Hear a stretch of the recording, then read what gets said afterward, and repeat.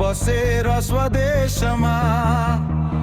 हामीलाई चाहिने दैनिकी सामान ओमेटेमा किनिन्छ देशलाई समृद्ध बनाउने योजना ओमेटेमा पाइन्छ देशलाई समृद्ध बनाउने योजना ओमेटेमा पाइन्छ